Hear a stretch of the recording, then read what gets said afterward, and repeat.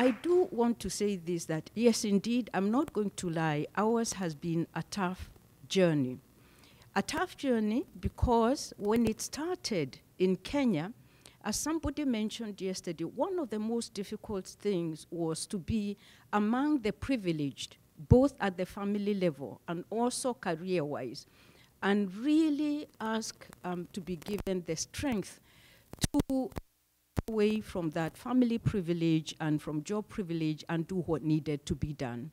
But it also took, you know, the history that we had seen before us, the shoulders on which we were standing, and what we had seen of ordinary Kenyan men and women, whom I really never want us to lose sight of. And Professor Gekandi has referenced that quite a lot, even when he was speaking on the documentary.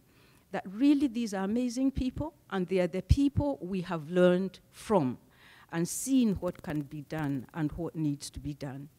But beyond this, Mumbi has mentioned the Tiaga family. There are other families like the Rogers family and, you know, Anne Adams. Many of you actually are family friends. The Achebe family and so on that. These families have become like our extended families wherever we have been, and really have been so supportive that sometimes it becomes even difficult to differentiate between biological and, you know, revolutionary extended family.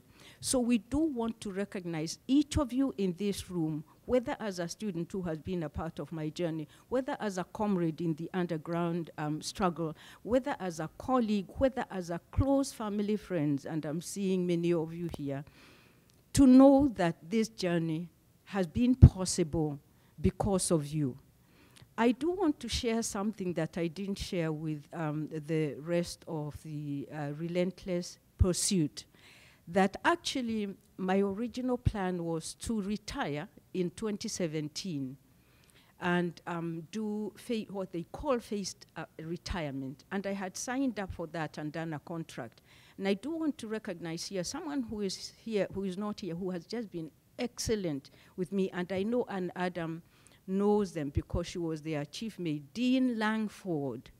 Dean Langford, who just left the faculty of the College of Arts and Sciences, was so understanding that one morning when I was very, very ill last year, I went to him and said, I have to break this contract because I need to retire immediately.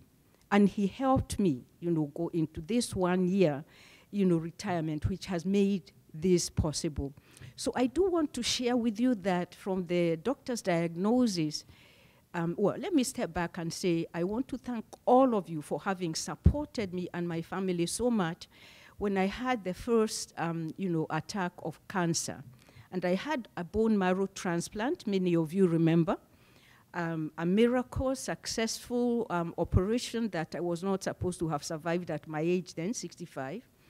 Went through it, but I don't want to advise anybody to go through that thing. It is, I mean, I'm scared to even think of it. But enough of my stem cells were saved so that if the disease came back, I could then just go and have an easier time.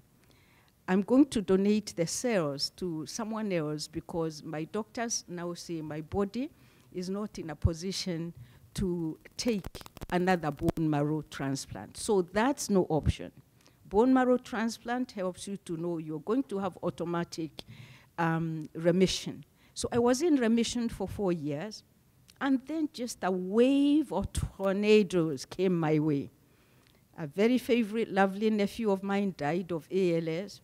My mother then died before I could stop mourning, before I could start mourning for my father, my mother, my dearest friend, Joki, the mother in this family.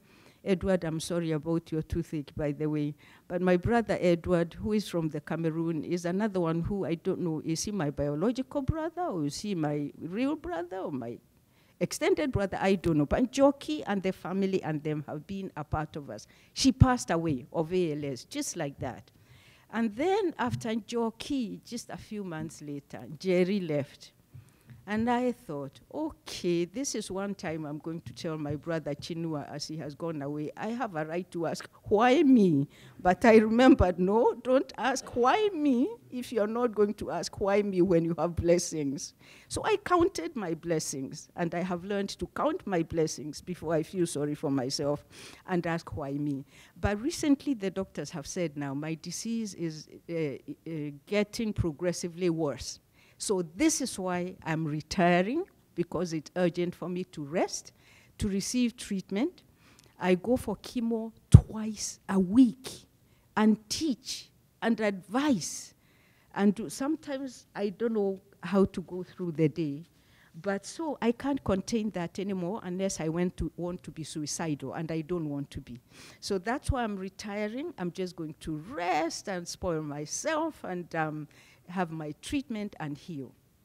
But before I sit down, and I know Mombi, she's so precise and so brief in what she says, I don't even want her to hear me when I'm speaking, because I go around in circles. I'm an orator person. You tell one story, you go on to another one. You leave here, you go downtown, you come back to the Sheraton, you go back to Crown Plaza.